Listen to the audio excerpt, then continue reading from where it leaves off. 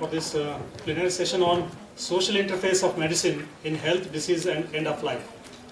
We have three speakers, Dr. Soumitra Datta, Dr. Suresh Kumar and Dr. Harmala Gupta. It's my joy to announce at the beginning that we have a book release written by Dr. Roy on the topic Ethical Practice in Medicine, Contemporary Commentaries. This is published by Kolkata Network of Medical Ethics, supported by British Deputy High Commission. Dr. Anita Kar, please join me in this.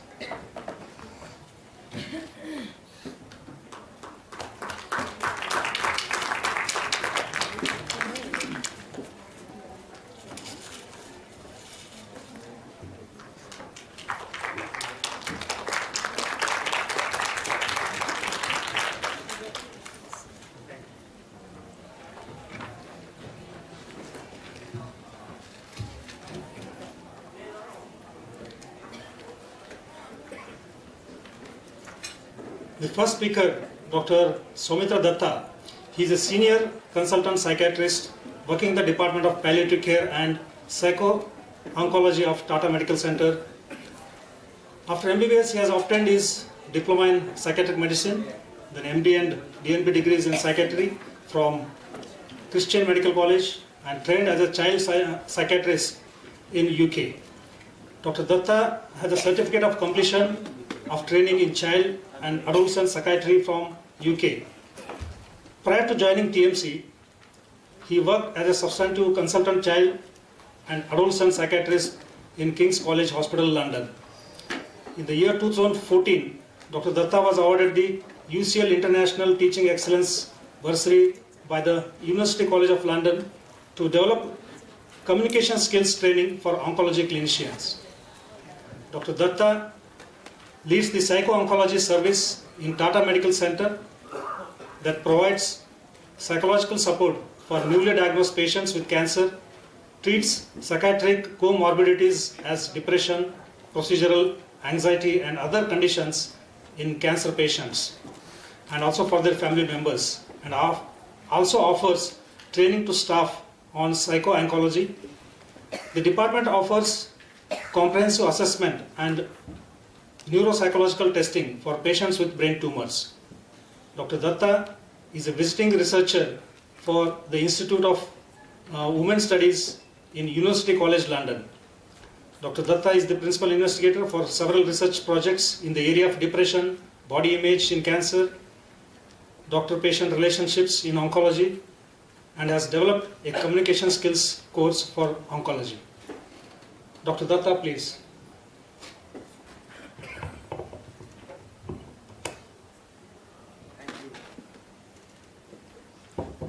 Thank you for that kind introduction. I would like to start on a note to thank the organizers for giving me this opportunity to talk about social interface in medicine, particularly health, disease, and end of life. As a psychiatrist working in a medical world, I felt that this is something which is important, and we should look at it systematically and in a scientific way in a country like India, where society and medicine interacts in a very pluralistic way. So, if we look at our individuals, we have interfaces where we are born and we have families which look after us. And the way we grow up to an adult is largely influenced by the parenting and the society and the immediate neighborhood we live in. And the outcome of our health and disease not only is determined by the family, but also like the health services, vaccinations, and pediatric health, monitoring which is available around us. So I think health is often a complex outcome of all these factors. So when from beginning of life to death, I would like to emphasize as a psychiatrist that life is a functional concept. It's not a structural concept like from the little child who's growing up till the end. The difference between myself, and anybody in the audience and, in the chair, all of us have one brain, one heart, two lungs, And the difference is because the way we think is different. So life, in a way, is a functional concept, and it's important that we look at it that way. Australia, because we are in an international conference, and published a report in 2016 that women often determine when to start a family, and that depended on their financial situations and if they're financially independent. And women were the main people in the family who determined this. In India, that's the same. Women often chose to have home deliveries over institutional deliveries if they had experiences of disrespect or shame. So I think social forces, in a way, start modulating the way we would come into the world from the time we are born. When we look at the leading causes of mortality in India, and if you see the major causes at the top, many of them, the infectious diseases, the way, sanitation, hygiene, water is stored, infection transmission, a lot of them are associated with lifestyle factors and social interface. Now, I would like to, give examples from behaviors of patients, the care providers, and those who access health. In specific examples, one is from vaccinations, because that's in health and in young children, and evidence from epidemics. Now, vaccine behaviors are often now predicted in modern psychology by game theory. A parent would take a child for vaccination depending on what they perceive as the risks of vaccination versus the benefits of actually having the child vaccinated. And even a minor amount of risk which is predicted by the parent would actually outweigh all the benefits of vaccination.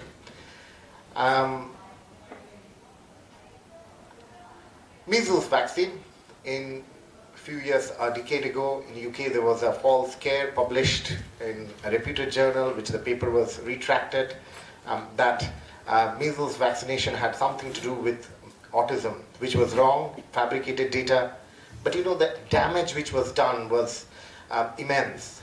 So the measles vaccination rate dropped markedly, even though there were authorities on autism who had actually come out on press and showed the fallacies of the data. The paper was retracted by the journal.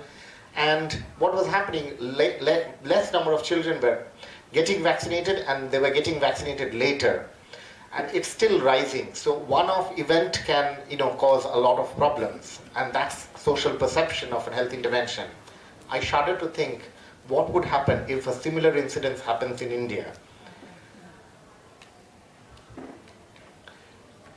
I come from a cancer background. I work for a cancer hospital, and HPV vaccine, which is now, advised that women, girls before they're sexually active, and even boys before they're sexually active, be vaccinated against. And this is something called, there's something called Nash equilibrium on Professor Nash, whom we lost last year. And the risks perceived by the parents, if they feel falsely that having vaccinated for HPV would increase them being promiscuous, actually reduce the chances of them taking up the vaccine.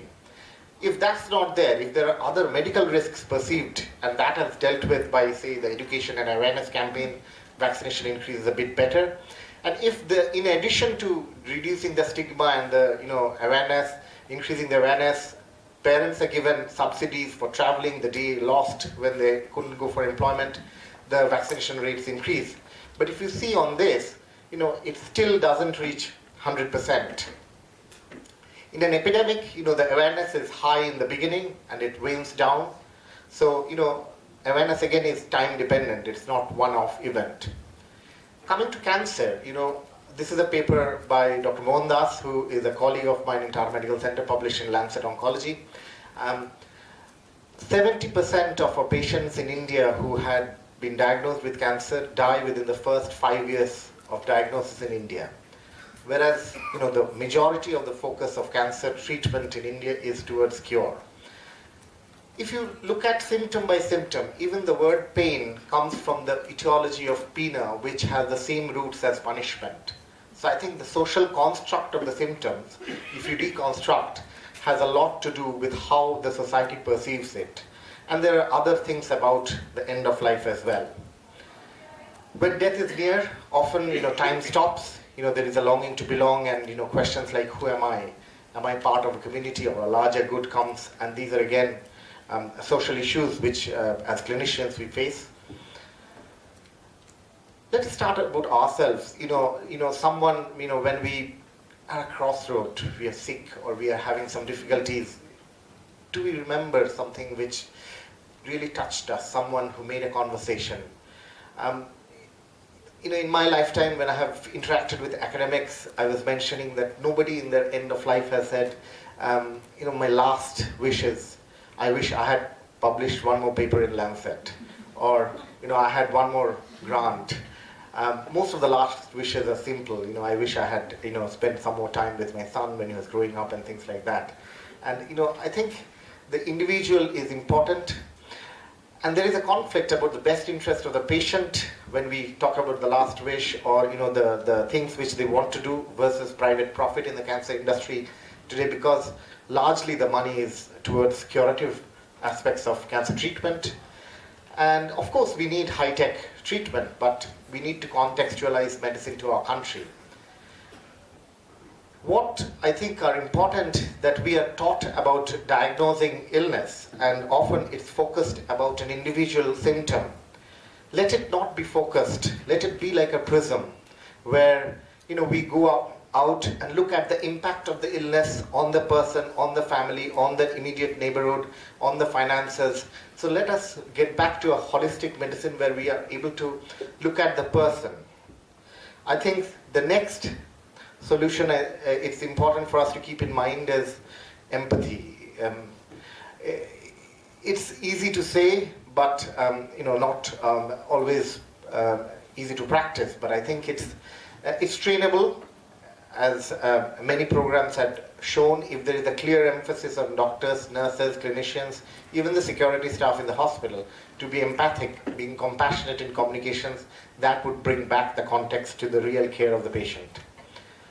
Research on social aspects of medicine, because of the scientific data which I had shown, is important.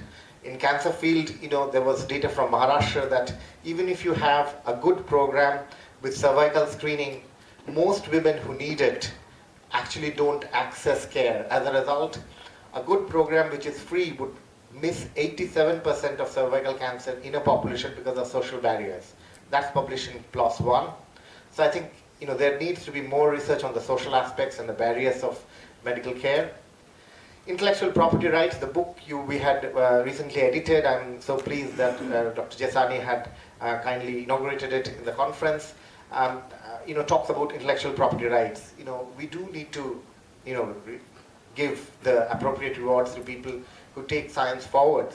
But let's not forget that, massive innovations like the oral polio vaccine, when John Salk was asked, does he need to patent it, had said that, can you patent sunlight? So I think there are examples in the history of medicine where people have actually not patented medical discoveries and inventions. Health policies needs to be evidence-based. It can't be top-down only, and that needs to get the social context into picture. Smallpox eradication, we have done that. We have improved the overall survival. When India got independent, we had a life expectancy of 33 years. It's 68 today. So I don't think it's all bleak and dark. We have done many things. I'm sure with the right kind of emphasis, we would be able to achieve many more milestones in the next 20 years to come. There also needs to be some decentralization of power, because top-down health programs often do not work and has had failed in many programs. I can speak for the National Mental Health Program, and it's widely acknowledged actually by the people who had started it, and they are looking actively into alternatives. So I would like to conclude that it's crucial that social aspects of medicine is given importance, and let's look back at the way how we perceive health, disease, and end of life. Thank you.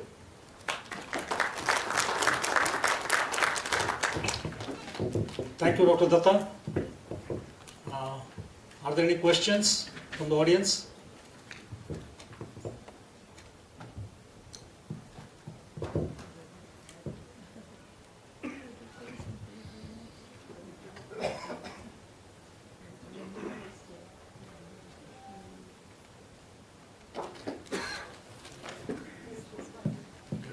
Yeah, there's a question.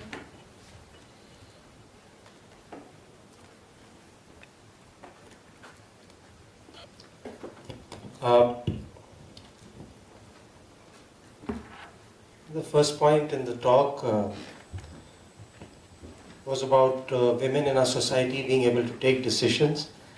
I think it's already been proven by now that, unfortunately, they should be taking, but they have not been allowed to. So I'm surprised that that is, unless I've understood it wrongly, that's something in fact we need to work on. About measles and MMR in particular, Lancet, I would urge people here to read Callous Disregard by Andrew Wakefield. And I think, especially in this forum, when we are talking about sensitivity, and we are talking about not only palliative but critically ill patients, we are also talking about the right of parents and family members to decide what's right and what's not right for their kids. So I think we need to take a mid path. I'm not against vaccine per se, but definitely the VAERS, Vaccine Adverse Event Reporting System, needs to be implemented. It's just talk. And recently even IAP has been hauled up for all the optional vaccines that they continue to not only give or emphasize on, but also there's a new vaccine coming in every year which you're putting into our precious kids. So I think we need to look into all this and be more sensitive to this matter and also ethical. Thank you.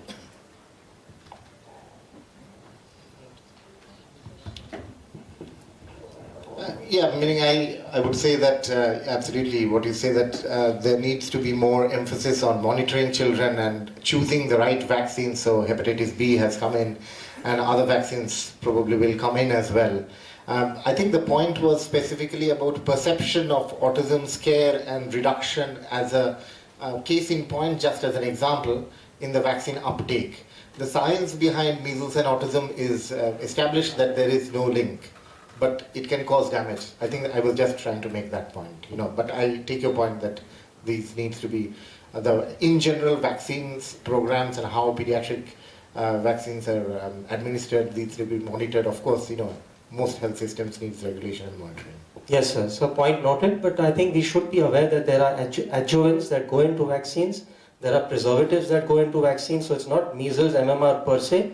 It could be an issue of thimerosal. And we need to understand what these mercury derivatives can do in a toxic way to kids. So I think it needs a lot more talk. And rather than to be pulled under the carpet, we need to address these issues. Thank you. Thank you very much. Dr. Datta, thank you very much for this really exciting talk. Are there any more questions? If not, may I use the prerogative of the chair to inquire that the socialization of medicine that you talked about, how do you suppose it can be actually implemented through the medical curriculum? Because currently we know that there is a very strong sort of a power differences between patients and doctors.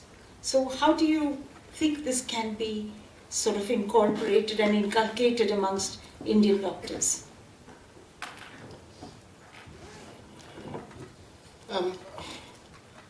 I guess the power difference between doctors, patients, and family members would always remain and has always been there. But one way is to actually, doctors are not bad people. They're not necessarily wanting to have more power and overpower people. So I think one way which I have felt useful is actually give feedback about how patient felt, not necessarily what was done to them, but how they felt. So there is one technique called goldfish bowl technique. So you get a patient and the carer to talk about amongst themselves about their episode of care where you have 5-6 doctors, listening to them. Then the other thing is about, anonymous feedbacks, which often doctors take very seriously. So if you don't have a critical sort of, blaming at institutional culture, but genuinely, giving feedbacks about what they have done right, that's also important, as opposed to what could have been done differently. So I think if you create an institutional culture where people are willing to learn and change for the better, that way you could try to mitigate some of the powers that are vested on us. Thank you. So with this, we'll move on to our next speaker, Dr. Suresh Kumar. Dr. Suresh Kumar is the technical advisor of Institute of Palliative Medicine, which is also the World Health Organization Collaborating Center for Community Participation in Palliative Care and Long-Term Care. After graduating from the Government Medical College in Calicut, he had his postgraduate training in anesthesia, palliative medicine and sociology. He has been part of the team which established Neighborhood Network in Palliative Care, a massive community-based palliative care network in Kerala. Dr. Kumar had worked as a palliative care physician in UK and a visiting research fellow at the University of Bath. He has been the project coordinator for palliative care project by the National Rural Health Mission Kerala to facilitate incorporation of palliative care at the primary health care level. Dr. Kumar is currently involved in developing community-based palliative care services in Pondicherry, West Bengal and Manipur in India, and in Thailand, Sri Lanka, Bangladesh and Indonesia. He is an Ashoka Global Fellow since 2012. His areas of interest include civil and political society in healthcare and palliative care in low and middle income countries. In the next 15 to 20 minutes, I've been active in community-based palliative care for more than 2 decades. And what I hope to share with you is some of the lessons learned and some of the observations in the process of involving local community in developing palliative services. I know that there are people more experienced in community-based healthcare activism in this group. For example, people like Amma, Binayak, Kautarma, I had met them 35 years ago when I was a medical student. Even then they were deeply into healthcare activism in the community. Incidentally, it also proves that I am much younger than you, Amma. Okay.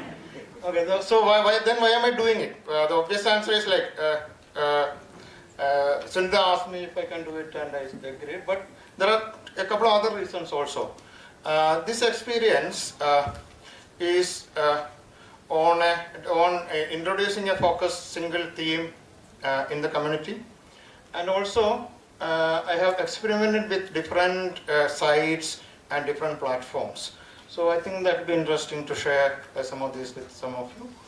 And we have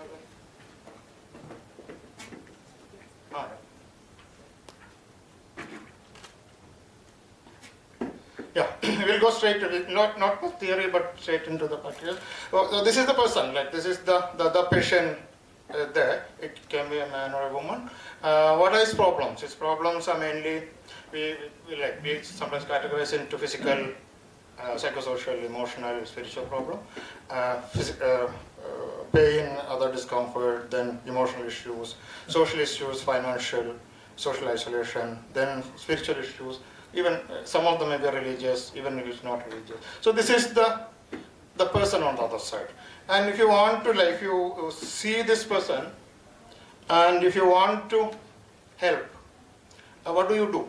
Basically, this is a question of how can I, as whatever be you may be a healthcare professional, you may be a layperson, you may be something else, or you may be aged, an elderly person, you may be a younger person, whatever. But if you want to help, this is what you are looking at. How can I use my skills and knowledge to reduce his or suffering? Because you cannot prevent death, you cannot prolong his life. So and then also the sub-theme is how can I be a compassionate presence to him? sort of by what action, what deeds, what words. So this is the basic theme. When you look at from this side, when you look from the carer side or the observer side, the non-patient side, this is what we have to do. And again, when you look at the problems like we mentioned earlier, you can see that most of the problems are of a non-medical nature. When you make a list of 25 problems this person has, maybe 20 out of this 25 would be non-medical. So rather than the healthcare professional or rather than the healthcare institution, local community can play a major role. If the local community is willing to play a role, the local community can play a major role in reducing the suffering and addressing these problems. Because dying is not a medical matter. Terminal illness and dying are social issues rather than medical. With a very strong medical component, I agree. But so why again from the patient's point of view also, community care is important because this person needs continuous, regular care. Both physical and also emotional, psychosocial care for the rest of his or her life. You cannot just admit him in a hospital and look after him for the rest of his life. And also, whatever care is provided, because even if you have an exceptionally good institution in somewhere in the town, this person may not be able to access care every time he or she needs it. So whatever care is provided, ideally should be provided as close to his or her home as possible. So that again is an argument for involvement, developing something in the community. So the model that has been suggested by World Health Organization has been a triangular model with specialist institutions at the apex, a definite role but a small role. Training and also like looking after complicated situations, intervening. And then they were also saying that all the primary healthcare team, doctor, nurse, whoever is in the primary healthcare, they should be competent because most of these issues are non-complicated, straightforward issues which can be handled in the primary care. So the primary care physician, the primary care nurse, whoever is involved in primary care should be trained and equipped, capacity. Then they were also suggesting that this need to be supported by a huge base of community volunteers, people who have the right attitude and who are willing to help, who are willing to intervene, who are willing to supplement this care with the other money. So the question usually asked is, how can you get community volunteers? Like what motivates them? Why should they involve? My experience has been that this is not a difficult task. There are a few things. One, the natural motivation. Natural motivation of people. This is a humanitarian cause, and people generally they feel good in getting involved. And also there is a very strong component of self-interest in two ways.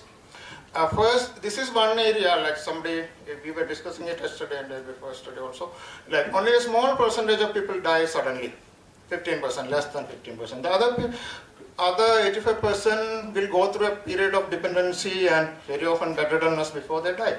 So we are not talking about somebody out there, we are talking about ourselves. Like what will happen to me? So unless there is a social system, unless there is a system in place, I'm also good. So this is one point again where the healthcare professional, the patient, the so-called bystander, the neighbor, everybody has a common point because the suffering is universal, everybody has to die one day. So most of us will have to go through this. So this is some self-interest in developing. And also, most of the situation when somebody close to us, it can be a friend, a family member, a relative, a colleague. Somebody is bedridden, somebody has a serious illness, is at home or in the hospital. We visit. Like people generally take efforts to visit, social visits. And then if that visit, this person who is visiting also knows how to talk to the patient and also how to advise the family on some of the basic things, the visit would be more meaningful. So the visit is already there. So we are trying to say, when I discuss with people, I tell them that, okay, you're already visiting. And if you know how to behave, how to tell, that will be better. So this is a fairly good amount of self-interest in there. We're not talking about anybody sacrificing all the time, and we're not talking about people full-time volunteers dedicated to palliative. We are talking about a situation where the things that you do become a little more meaningful. And then usually such an initiative, there will be widespread support from the community. And also, I'll come back to this theme later, we have later found that this is a definite window, but when you enter this through this window, this very often becomes entry point to wider compassionate care. Somebody who is sexual. I'll come back to this theme again. But then something we have to be careful is that there will be very clearly defined professional protocols and paramedical outreach programs, so that the lines are not blurred. It should be clearly defined what the nurse should do, what the doctor should do, what the home care professional should do, and what the rest of the team should do. And when you talk about community participation models, both words, the definitions of both themes, the community and also the definition of participation, is problematic. So community, what is a community? It's defined in various different ways. What is participation is also different. So depending on this combination, you have a variety of numerous combinations of community participation models in healthcare anywhere, but in healthcare also. So it can be, for example, when you define participation, participation can be to any extent. Like if you attend a clinic, you're participating as a beneficiary. Or like if you take part in a survey or a feedback form, you're participating as a source of information. If you offer some fee or donation or manpower, voluntary manpower, you are participating as a contributor. But at the higher level, sometimes within the program, if the local community can prioritize, then there's a much higher level of participation, local decision maker. Then you also have a situation in which the community itself decides that, okay, we will sit together, we will form a group and we will do this. So that is what we call the self-mobilization in local decision making, and where the other agent becomes just the facilitator. So these are the possibilities. And we all know people who have been working with community groups, other than in a top-down project, if you work in a bottom-up project, it's not without problems. It's a very interesting challenge also. Like you have less control, people decide like I want this, and we want this. What you have in mind may not be what they have in mind. And then even within your priorities may not be their priority. Then within the group, stakeholders disagree. So I want this, and the other person will say that no, that's not the important thing. And the voluntary motivation, how do you motivate the volunteers? And also selection of community participants. The problem, you run the risk of choosing people known to you. You run the risk of choosing people who belong to maybe the same group or in a group that you known to you. The wider representation is always a problem.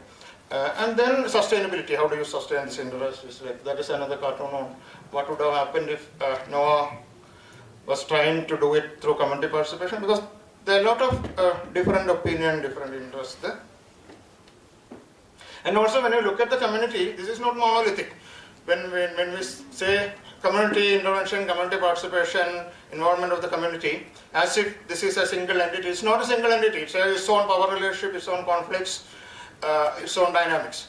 So what community or which community are you talking about? When you again, this may not be a problem if you run a service from a hospital, because you run a service and wants can take. Or it may not be a problem if you run a top-down service, like you give them the project and say that one can participate. But if you want to work with a bottom-up approach, you want to go to the grassroots level, discuss with them, and then develop the project. This is a major issue. Whom do you associate with? Whom do you take into confidence? What sort of community? And again, how do you run the project or mobilize people and facilitate the project without getting too much involved in the local politics? That is also an issue. So some of the lessons learned as a facilitator, you have to have the commitment to work with the community, but that also means willingness to give up control. You cannot sustain the relationship with the community if you want to be in control, if you are not willing to give up power. So there will be a lot of things which happens against your wish. There are a lot of things which the local community may want to happen, which you do not want to happen, but you have only one vote. Decide that I have also only one vote. Like that. So that takes a lot of efforts actually. And then you should be willing to share your skill and your knowledge and your power. And sometimes this is very slow. Sometimes things may not happen vigorously, so accept the slow pace of progress. And then long-term commitment. You cannot. It's more like a marathon, not just a sprint. Like you have to be committed for long. And also fatalism. Like when you go there and when you talk to your friends or when you talk to people, say this will not work. That is the usual comment that you get.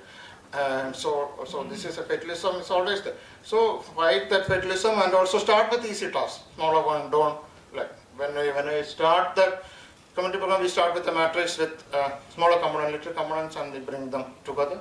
So that is also one of the areas. And this is again related to the earlier comment on community. When you talk about volunteers, when you talk about the community, when you talk about people who are participating, the group which participate, the section of the community which participate, or the community which participate depends on the platform from which you are calling.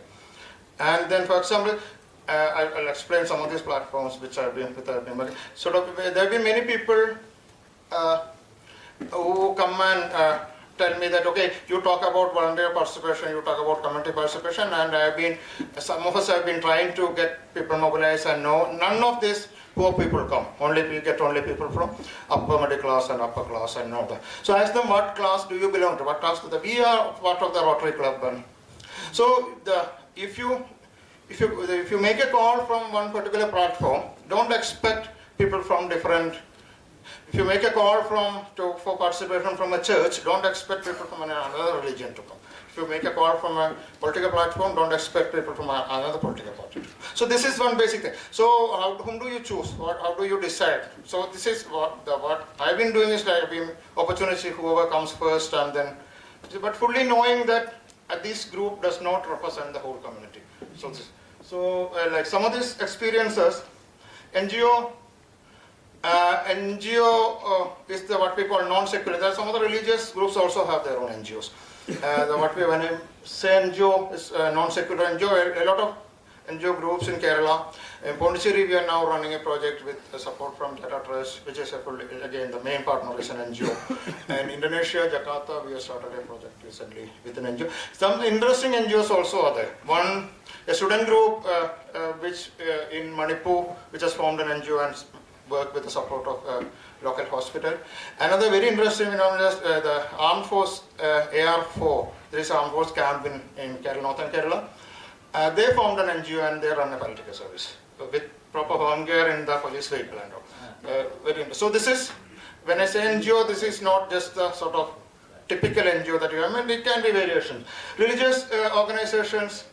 I work mostly with Muslim groups, and I also work with Christian groups and one or two Hindu religious organizations. Again, the service is for everybody. Like they don't discriminate when it comes to offering service. But when you actually see the constitution of the group which runs, when you see the management committee, when you see the even when they say that we open the doors for everybody, you'll see that this is only people who belong to. The other people are not comfortable. When you look at the volunteer group, they will be mainly from this particular religion or this particular group. Local government, Kerala has now, from 2007 onwards, like the Panchayat system 3, Kerala has a very good 3-tier governance system, and all the Panchayats are now involved in politics. I was a nodal officer for coordinating this program for some time.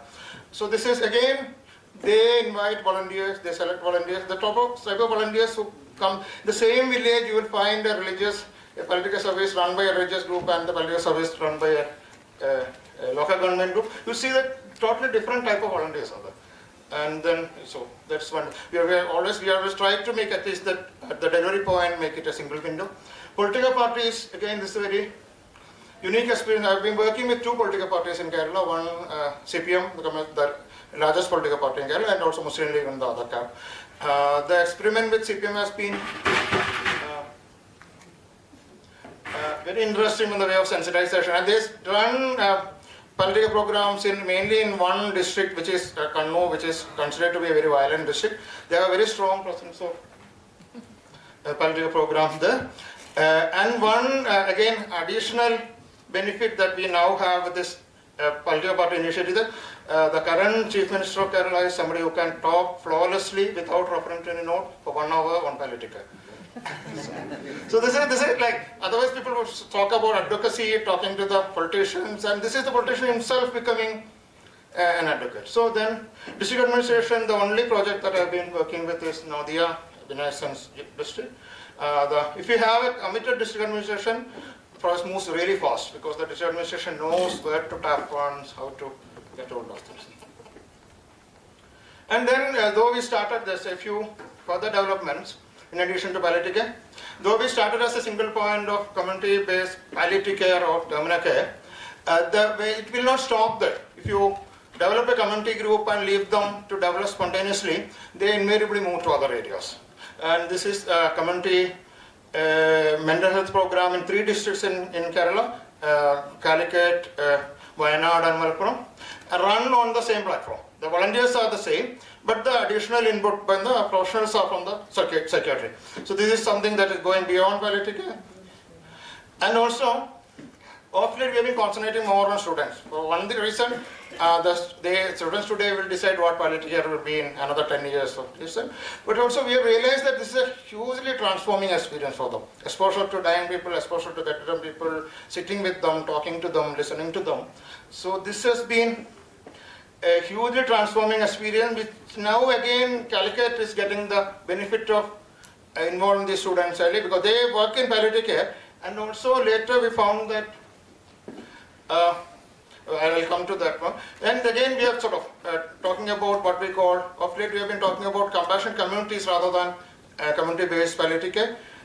For the very reason that if you are compassionate, you cannot say that I am selectively compassionate towards the dying person, I am not concerned about the suffering. So if you are compassionate to the rest of the human being, you are compassionate to society, you are compassionate to nature. So this is the theme on which we have recently, a couple of years back, we developed a project called Compassionate Body Code only for the districts. It's a district with 3.5 million population. And something that came up was that most of the core group members, very large number of volunteers are, 5,000, 6,000 volunteers are there. And a majority of them are people who have been exposed to palliative care as students early. So when you make a call for a project for the differently abled child or for the psychiatric patient or for the poor home, the people who come to you are mainly youngsters who come to you are mainly people who have been having. So this is another platform which now I see as a natural development of a community-based palliative care program. Multiple projects run on a single platform. Basically a matching platform where you identify the needs of the groups or marginalized communities or homes and then try to bring in help from the community. And it's collectively owned by the people of Cali and facilitated by the district administration. So one more slide I stop. They are getting worried. two issues there. 2 main barriers which I need to mention before I conclude. Sometimes people come and ask me, like, you seem to be very successful with volunteers. How can I get a few volunteers? I tell them that I am not talking about volunteers. We are talking about something totally different. We are talking about a change from the biomedical paradigm. We are talking about a social approach to disease. We are talking about a social approach to death and dying. This will mean a lot of power, change in power relationship. This will mean a lot of readjustment. So if you are just looking for a few volunteers who want to do things that as you suggest and you want to work with you, this may not be sustainable. But this is a different thing altogether. And also, healthcare systems. There is not like they are resistant to this sort of community involvement. We know that. It's much better in places like India where the healthcare system itself is very shabby and there are a lot of gaps where you can intervene. I run projects in St. Gallen in Switzerland, and also I'm currently starting a project in Dublin. Both places where the healthcare system is more perfect and more well organized, it's very difficult to find a role. The Swiss group was asking me, where do we fit in the volunteer? Because this is a closed system. You don't have a role for a community. So this is also one issue when you talk about community participation. Where do you fit in the system? Because the system is not, but in less developed countries, in what we call the third world countries, this is not an issue because the system itself is not perfect. There are a lot of gaps where you can squeeze in and claim as you wish. So this is what I have to briefly mention. And this is the Institute of Palliative Medicine from which. It's my pleasure to introduce Ms. Harmala Gupta. Harmala Gupta was diagnosed while she was working on her PhD with Hodgkin's lymphoma, a cancer of the lymphatic system. Subsequently, she felt it was her mission to create compassionate and caring support services for people with cancer and their families in India. In 1996, she founded Can Support, a non-profit organization dedicated to looking after people with advanced and terminal cancer. She pioneered a home-based palliative care service to bring medical relief, nursing care and emotional support free of charge to the doorstep of less privileged cancer patients living in Delhi. Today, 25 trained teams of doctors, nurses and counselors regularly visit more than 1,800 cancer patients at any one time in their homes. Can Support also runs outpatient clinics and a day center for children, teenagers and adult cancer patients, which is both recreational and therapeutic. Harmala has received numerous distinctions and awards at home and abroad. In 2014, she received the Governor General of Canada's medallion for her pioneering contributions to palliative care in India. Besides being founder president of Can Support, Harmala is also founder president of Cancer Care India, an umbrella organization of cancer support groups in the country. We are very fortunate to have you, madam, here. Harmala Gupta, please.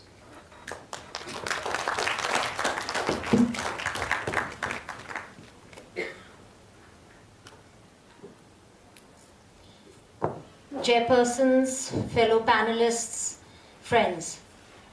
It's a great privilege to be talking to you this afternoon. I might mention, unlike many of the others who you've heard, I'm not a doctor, I'm not a nurse, I'm not a specialist in anything. I'm just an ordinary person who had a life awakening experience. In my case, it happened to come in the form of cancer. And it taught me that it was important for even my healing to now be involved in something that would help others. And that's what actually motivated me to start Can Support. I worked as a volunteer. All of us who ran the organization for the first 10 years were all volunteers. And the volunteer element is very strong in our organization. Our mission was to enable people with advanced cancer and their families to make informed choices and decisions, and to receive appropriate physical, emotional, social, and spiritual support. And I thought that helping people make informed choices and decisions was really crucial, because people are lost when they receive a diagnosis of cancer. And they and both the patient and the caregivers just don't know what to do at this point. I think a mission without values to support it, I feel, is an empty mission. And therefore, we articulated our values, and that's where the ethics come in. And the values were to uphold the highest professional and ethical standards of care. Just because we were dealing with people who were less fortunate, less privileged, didn't mean that we would give them substandard care. We would have respect and value the knowledge, skills, and contributions of all, no matter who, in the community and those we interacted with, as well as within the organization, as well as outside the organization. And this included our patients and their families. We would respect the confidentiality and the rights and choices of patients and their families. They had the right to make choices that suited them. What we could do was given them the information and the support to help them do that. We were also committed to maintain transparency in all our interactions, and this would include our donors as well, and be responsible stewards of resources. So these were the values we articulated at the beginning. It fitted in very well with the concept of palliative care, which is an approach that improves the quality of life of patients and their families facing the problems associated with life-threatening illness, and through the prevention and relief of suffering, as you can read through the early identification and impeccable assessment and treatment of pain and other problems, physical, psychosocial, and spiritual. Here we were talking about total suffering, total pain, physical pain that went beyond the body, physical pain, other symptomatic, other unpleasant symptoms, social pain, emotional pain, spiritual pain, financial pain.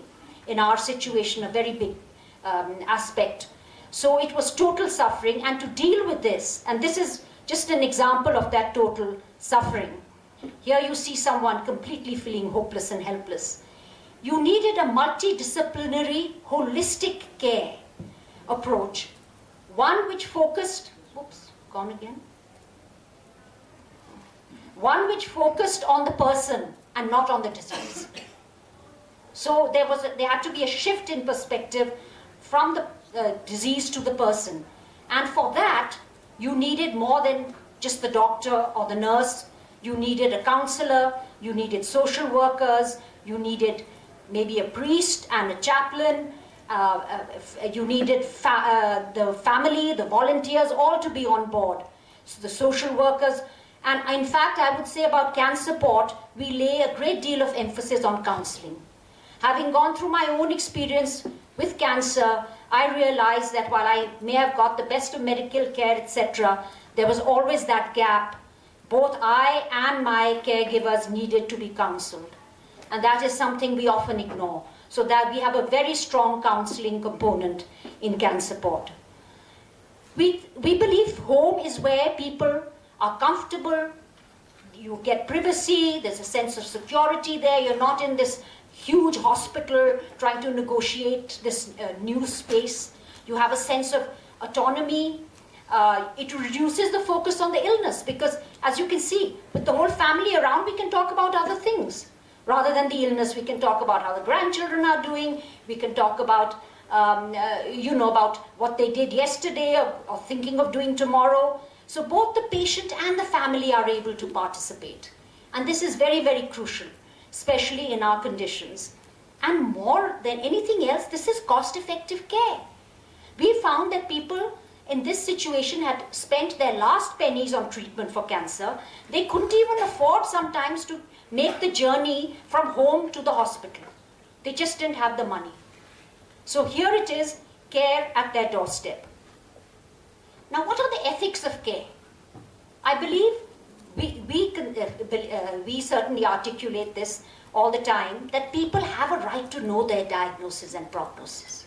I think one has to put that right in front. People have a right to information in order to make informed choices. People have a right to their personal understanding of quality of life. And people have the right to die with dignity. So these are the ethics that inform our care.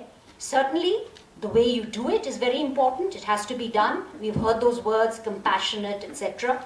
But we do believe that this is a right that people have. There are cultural barriers to the ethical care in our country. They've been articulated by earlier speakers. There's the doctor knows best syndrome. There's the patriarchal mindset. There's the gender stereotyping. Often people say women shouldn't be told because they're hysterical, they're the weaker sex, they won't be able to take it. Ha ha, quite the opposite, may I say. And age again, keep it away from children. Don't tell children. Disease has stigma. When I came back after my cancer treatment, I happened to be doing a PhD in Canada. I was shocked when people told me, don't talk about it. I went for jobs. People said, why are you mentioning cancer in your CV? I said, because it was an experience that I'm proud of. I came out of it. And I want to mention it. I believe I grew as a person. But there was no value for it. People said, you're a cancer survivor. Hi, you won't be here more than a year. Maybe a few months. We're not going to take a bet on you. And this whole thing, we need to protect the patient from bad news.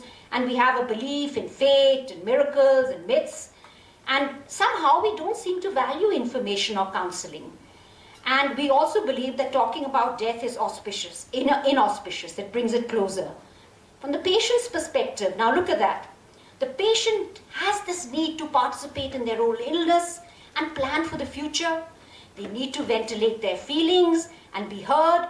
They need to continue to live well they need to resolve conflicts if there are any, and they need to complete unfinished tasks, including the need for peace and forgiveness, and the need to accept uncertainty and die well.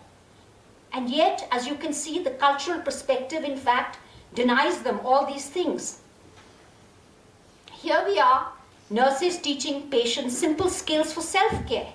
This patient can do this himself. He doesn't have to have a nurse come in each time to teach him how to clean his tracheostomy.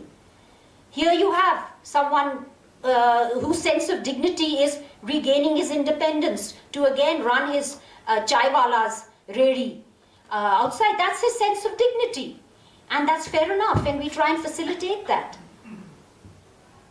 What is the family's perspective? Bad news is best hidden from the patient. Truth kills hope. Let us pretend all is fine. Faith and money will eventually find a cure. More medical care is better for the patient. And to accept palliative care somehow is to give up. And death ultimately is to be feared and denied. So the challenges faced by us as a result as healthcare providers are, do we tell the patient or not tell the patient? When do we tell the patient? How much should we tell? What to say so that hope is kept alive? And what we are titrating here, we often talk about titrating medicines, but I think in palliative care what is most important is titrating hope. You cannot rob someone completely of hope. So can't either give them unrealistic hope. So this is a skill. This is important. This is about listening. We need to maintain confidentiality, because people often have things they tell us that they don't want even other people in their family to know, but they need to get it off their chest. And we have to be committed to maintain that confidentiality. We have to be non-judgmental and bipartisan, not taking sides, either with the family or the patient, and being non-judgmental, because you've shared a history with this family. This family has maybe not such a good impression about you, or nurses' grievances against you.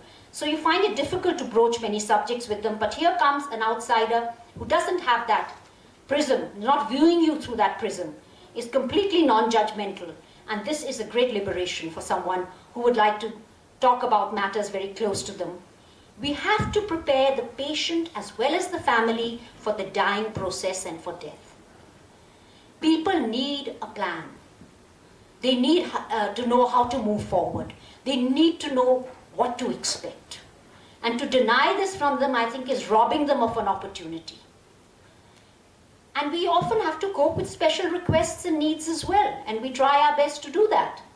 Whether it's a need to and meet this child that you've been estranged with, or a sibling you've been estranged with, or whether it's a special request, as one young boy had, that could you please bring us some rations and food, because my mother, we have very little at the home, and my mother often skips her dinner, doesn't eat food. So these are real requests sometimes that we get and that we try and fulfill. So here you are, counselors guiding the patient and family through emotional anguish and turmoil, and this is what facilitates healing. Because this is a very important part of palliative care. We're not talking about curing now, we're talking about healing your life and moving on. This is our helpline. We have a confidential service. It's manned by trained counselors, so people who don't want to come physically or have difficulty can always call us at any time. And here are our volunteers in the daycare with the young kids. Nothing like a hug. Sometimes that's all you need. It speaks volume. Getting the children to do something interesting, working with them, just giving them love and support, and to say, okay, you may have lost your eye, but in our eyes, you are still beautiful, and we love you. So that's really what it's about. Finally, it's about, investing yourself in others. It's about reaching out to the community. It's about being self-aware yourself, and that awareness brings you even closer to your ability to help another person. And finally, it's about your own healing. You know, it's a two-way process. We always talk about just the patient, but let me tell you, we have our team here from CancerPort and they will verify this. Each one of us has grown as people with these wonderful people we've looked after, seeing their resilience, seeing their courage, seeing the things they're fighting. It's not just the disease, they're fighting poverty. Sometimes they have other children with all kinds of other needs which are not being fulfilled. And yet they're positive. Yet they find hope even in those circumstances. And that is so inspiring for us. So I think it's a real privilege to be doing this work. And we're delighted, and we have almost 2,000 patients today. And we hope that it will keep growing with the help of the volunteers, with the community, with the wonderful, compassionate, caregivers we have. And of course, it's a need that seems to be bottomless at the moment because it's so great out there, and which is why we are also moving outside the NCR in Delhi where we operate. And we are trying to encourage any kind of palliative care programs that are starting in and around Delhi. So whether it's Punjab, UP, Madhya Pradesh, Rajasthan, where there, in fact, we even went to Kashmir, and they've started a home care program there, and some of them even travel on shikaras to provide home care. So really, I think the model for India is home care. We cannot keep on building hospitals. We cannot keep on building hospices. They're far too expensive. Home is where it is. We still have a family, but that family needs support. If we don't give that family support, this person is going to be perceived as a burden. And you will see the breakup of that family. So I think we're poised at a very crucial point right now in our country. And I think really home care, community support, getting that community to support people in their homes is the way forward. Thank you. Thank you, Ms. Gupta, for an emotional talk on this topic. Can you have a round of questions for Ms. Gupta and Dr. Suresh Kumar?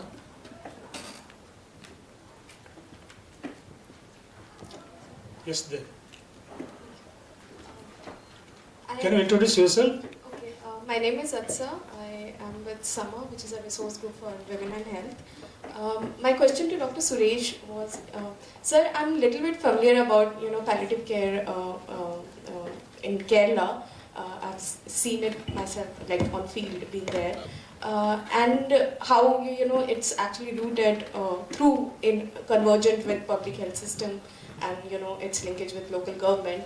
And I've seen how the government representatives from other states, particularly from northern region or eastern region, the secretaries, the bureaucrats, they really go to Kerala. They see that model, and they really get awestruck and couldn't stop clapping and so impressed. But then it's Kerala. It can only happen here.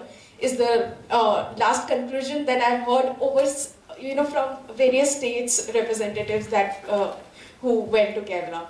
So then on that, I was wondering, if you could share, if you had an opportunity to really dialogue with other states, say states like Himachal, Bihar, or Jharkhand, or what is it that you would conclusively message or tell them to really build a system like this rooted through public healthcare system?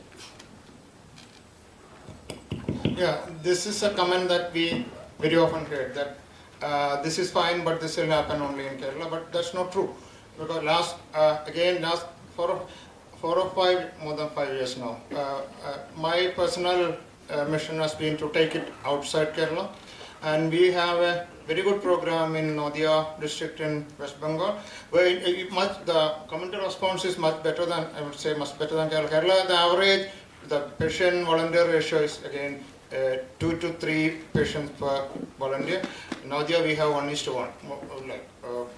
And Manipur, which is very conflict-prone, Imphal, when the people are sort of discouraging, saying that it will not work. And now we have a very good young volunteer group there doing home care. So this is not a question of, because the issue is common to everybody. Issue is the suffering at the end of life. This is so when you, and also there is everybody can play a role. So if you are very clear about it, that each person has a role, and it's not just the doctors or nurses thing, this is possible. This is possible, and this argument now with these successful projects in other parts of India and also outside Indonesia and all, we are running a very good project now. So this is possible because people respond to it. When you talk about this, when you tell them in very clear and sort of terms without jargon what this is all about, why they should involve. But Kerala has some advantage. When you start working in other regions, you realize that Kerala has some advantages. One, the social support scheme is much better in Kerala. Whatever we say, people say that it's collapsing, but even then it's much better than many of the other places. And the three-tier governance system, decentralized governance, is also Kerala's advantage. Other than that, I don't think the Kerala has any definite upper hand. Only started in Kerala, but other places also respond. I actually had one question to the first speaker, so if I'm allowed to. Or I can come back. Yeah. We have time. Yeah. Okay. Dr. Datta, so last year, we were having a seminar. It was on clinical trials, and we had a representative from pharma industry, and he was a speaker. And he said something to the effect that pharmas, all of us are good people. We love, we really care for the participants who care. And then I think a similar kind of house negotiated with him, and he finally took the guarantee of his own company and didn't say all the companies are so good. So maybe the good pharma, the good doctors, and the good activists also really bring to the question that maybe we are all good people. Always we want to achieve the same end, but then the conflict of interest are structural, and often the gravest of neglect or the gravest of violation happen with someone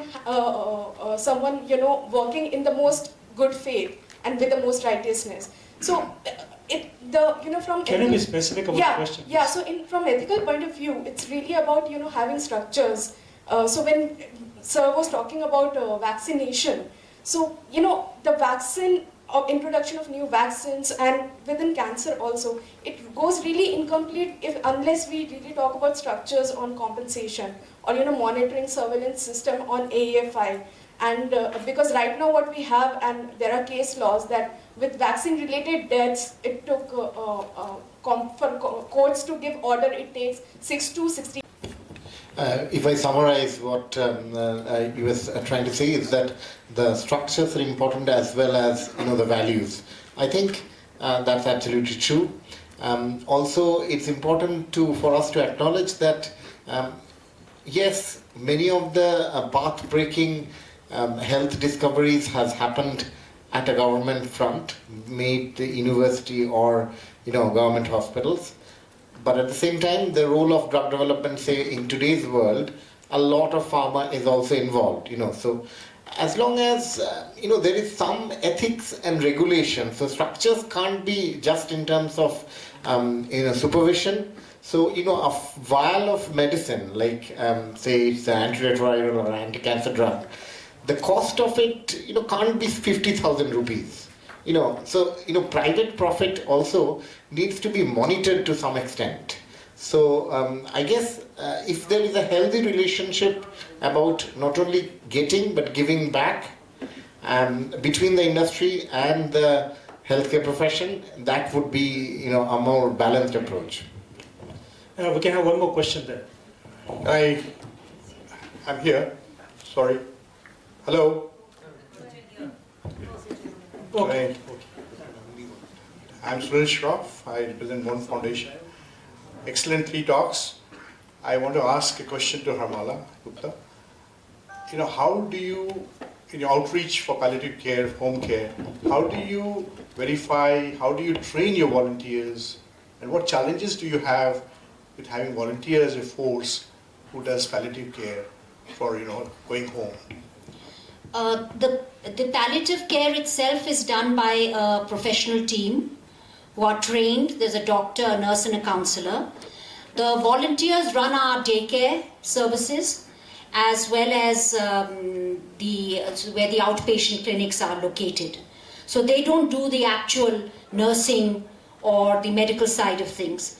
But they're there also to help us raise awareness in the community, to raise funds for us because we totally depend on donations, to organize events for us, and to spread the word. So that's where the volunteers play their greatest role. And they're helping the teenagers. For example, they started a club for teenagers so that they could explore their various interests and hobbies, and so that they could also be skilled up. So these are the kind of areas in which we use volunteers. But for the actual delivery of care at home, that's done by a professional team and a trained team. And we've had very good experience with volunteers, really. We find that they're very caring, and we also make sure that we don't demand too much of them, because naturally they have their limitations as well. But I think that what the volunteers bring to the table is the heart. I call them the soul of the organization. And it's that heart that we need to disseminate throughout the organization. Because here are people who are volunteering their time, their skills, without expecting anything in return. And I think that's something that elevates all of us in the organization. Many organizations sometimes find it challenging to retain the volunteers. They come and they go, and it's a sort of continuing force. I totally agree with you that many of them are so passionate, and they bring a lot of value to the work you do. But sometimes to depend on them becomes difficult because. No, you're right. So we do a lot of training of volunteers, because I was trying to ask you. Yeah, because volunteers also need to feel they're getting something out of it positive. So we do a lot of training for them, and we make sure we have social get-togethers, give them positive strokes, appreciate them. Often we take volunteers for granted, and don't realize that they also need some appreciation. The sense in Can Support, what we're trying to do is making every stakeholder feel a sense of ownership. Yeah, we can have one more question there. He was earlier. Yeah. Sure. Thank you so much. My name is Anant. I was quite intrigued by both Sureshji and Harmalaji, your positioning of volunteerism as a transformative experience. I think Dr. Suresh, you talked about how you're taking that beyond in compassionate co-code as well, as an experience of talking about how volunteering can be then also leading to social transformation. So I'm just curious as to how that is structured and what kind of impacts, if any, you're seeing, if there's any metrics attached to that.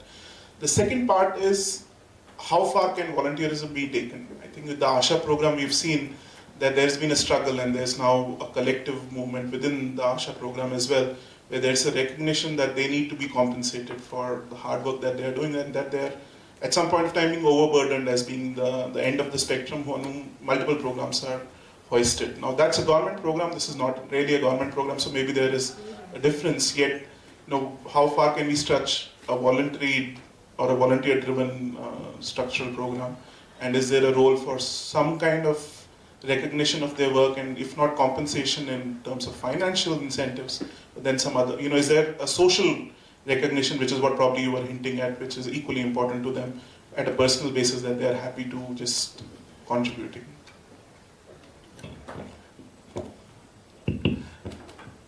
There are a couple of differences from the orientation.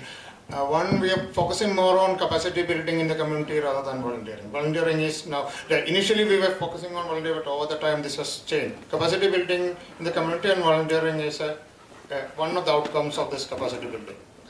Okay. Secondly, in most of the community palliative care clinics are actually run by the volunteer, and the volunteer employs the nurse and the doctor, not the other way around. So it's their initiative. Basically we tell them that whatever you want to do with this skill, you do. And if you are successful, it's your success. If you are failure, it's your failure. So we just be the facilitator, and we are not recruiting volunteers the other way around. The volunteer is actually recruiting a nurse too, and paying a nurse to work with them. So they own the project. So I think that makes a lot of difference. Sense of responsibility is different. Even that compassionate code project, there is no structural hierarchy there. A group of people sit together and decide that, okay, I take responsibility, I'll do this, I'll do this, I'll do this. And they do this. So the dropping out is something a term that I don't use, because as long as they are in the community, we continuously train them, and many of them work with some initiative. Sometimes they move away, sometimes they come back. But as long as they are in the community, and as long as the number is rising, this may solve the difference. So I think the approach is different from what we call the classical Western volunteering concept. Yeah, I can one last question. Can I just also answer that? Because I think he wanted both of us to answer. Is that right? You can be brief. I think you need a good mix of both. First 10 years we were totally volunteers and we were recruiting, doing everything. But we found that you also reach a point, a burnout point yourself, or a time when other things become more important. So we realized that as the organization was growing, and if we want to keep it growing, we had to structure it, we had to bring in experts at the top. I, about 5 years ago, gave up my position as CEO, and now we've hired someone in that position because I had reached my limit. And I knew if the organization was to go forward now in a more planned manner, we had to have SOPs and everything else that had to be brought in by someone who had that professional background. So I think you have to strike a good balance between the two. Yeah, last question. Nirvana, I just admire your effort, but I want to know how you deal with compassion fatigue. Because as far as I can see, the end result of your ministrations is death. At least with Mother Teresa, she had Roman Catholicism. How do you and your volunteers maintain enthusiasm for something which is so desperate and depressing? Well, I think that there are a couple of things. One is that our volunteers work in pairs.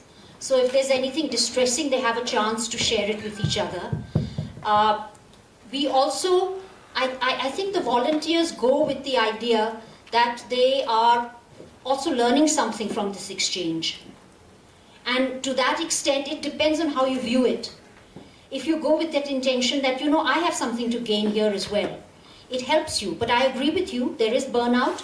We have a psychiatrist at hand. If someone really wants to discuss something with a psychiatrist, they can do it.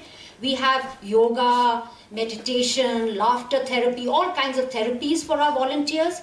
We encourage them on the weekend to do something nice for themselves, to just cut themselves off from their patients and their work and invest in themselves. I think it's important for all of us to invest in ourselves in some way so that we can come back again feeling that we can face it. But really, it's not about death and dying finally. It's about living and living well and showing your courage in the face of death. And it's a lesson for each of us. People who were scared of death are no longer scared of death. They're ready to meet it. And what they want is someone who will help them during that final journey and not abandon them. And I think to that extent, we are the gainers finally. Thank you all the three speakers, Dr. Datta, Dr. Suresh Kumar and Ms. Harmala Gupta, for being in time. All the three talks were quite interesting, informative and thought-provoking. It was really a pleasure for me to chair this session. And on behalf of Dr. Anita Kar and myself, I thank the organizers for making this happen.